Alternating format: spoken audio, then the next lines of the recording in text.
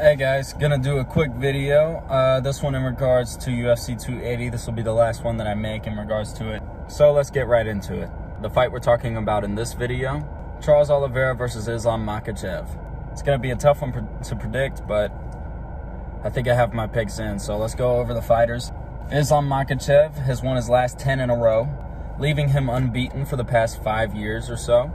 And he's also a disciple of Khabib and also trains with Khabib's old coach, Javier Mendez, who is one of the best coaches in MMA today.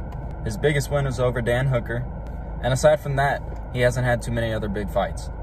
And I know some people think it's BS that Islam is getting a title fight, considering that he hasn't really fought too many guys in the top 15 at all.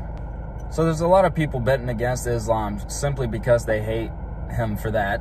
But the guy's got amazing wrestling ability, which should be expected when you train with Khabib, and some pretty decent striking to go along with it. And on top of that, Javier Mendez, his coach, did an interview where he recently said that he believes Islam Makhachev is the most well-rounded fighter in UFC history. I'm not going to agree or disagree with it, but just putting that out there for y'all. And in that same interview, he also went on to say it's not about if Islam can take Charles down, it's about when he takes him down. So obviously that lets us know they're looking to take this fight to the ground, which I'm sure for most people probably was expected. But if he does manage to take him to the ground, I feel like he's going to have a much harder time with Charles than he has with any of his previous opponents on the ground. Because Charles is a black belt in Brazilian Jiu-Jitsu. He's pulled off so many subs in his professional career, 17 in total, and currently has the record for most submissions in UFC history. And we've seen him pull off more complicated submissions, such as calf slicers, Peruvian neckties, Darce chokes, anacondas. So Charles is very well versed in the ground game.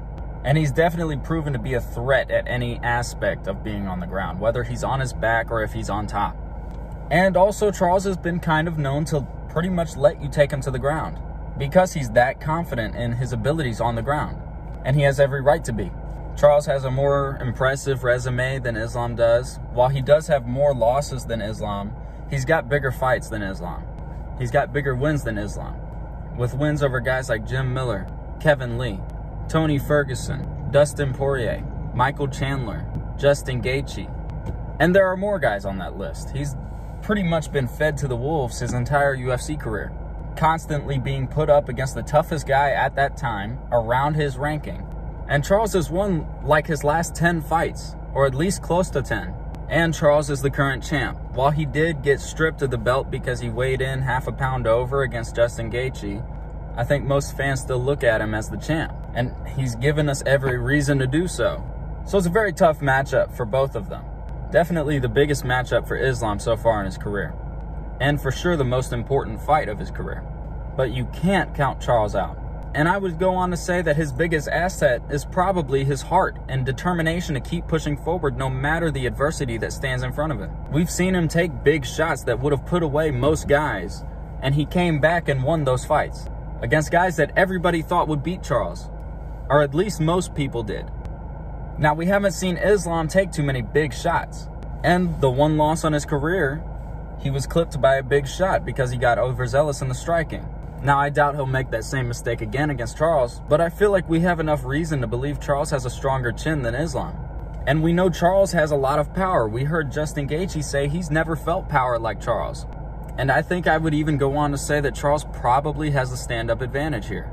And I would give him a slight grappling advantage too, because Islam doesn't get put on his back.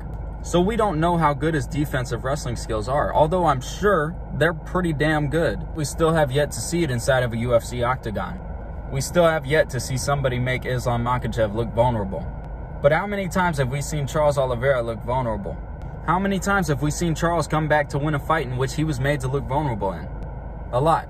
Now let me be honest with you guys right now. Before I made this YouTube channel, I didn't think Charles Oliveira would be a champion. Alright, I looked at the landscape of the UFC's lightweight division and I figured it was just too rough for Charles.